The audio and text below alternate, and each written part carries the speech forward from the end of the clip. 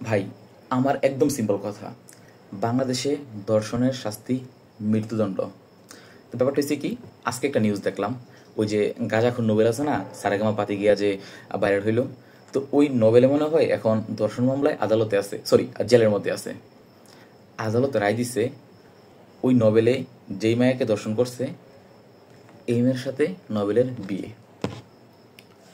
Logic, এই ধরনের logic কোত্থেকে আসে? আরেকটা ব্যাপার, বাংলাদেশে ধর্ষণের শাস্তি মৃত্যুদণ্ড, তাই না? তো নোবেলের যদি মৃত্যুদণ্ড হয় 10 বছর, 15 বছর, 20 বছর যদি হয়, তাহলে ওই মেয়েটা বিধবা হয়ে যাবে না? ধর্ষণ তো ভাই ছোটো বড় নাই।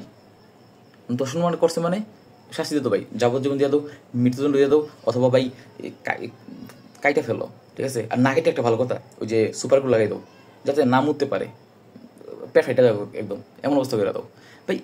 মানে এটা কি লজিক থেকে আসে রে ভাই? মানে আমি দর্শন করলাম, আমার সাথে ওর বিয়ে দিয়ে দিচ্ছে, কাহিনী খতম। ওই একটা কথা আছে না, কথাটা আমি গুছিয়ে বলতে পারবো না হয়তো, ওই যে শিয়ালের কাছে মুরগি বর্গা দেয়, যে কয় না যে শিয়ালের কাছে মুরগা বাগি, এমন অবস্থা আর কি। শালায় 10 টাকা ওর সাথে তুমি বিয়ে দিতেছো ভাই, এদের লজিক করতে ভাই আমার, আমি জানি না ভাই এগুলা কি, আইনের অনেক মারপেস আছে, বাট আমার সিম্পল মাথায় এগুলো ঢুকে না।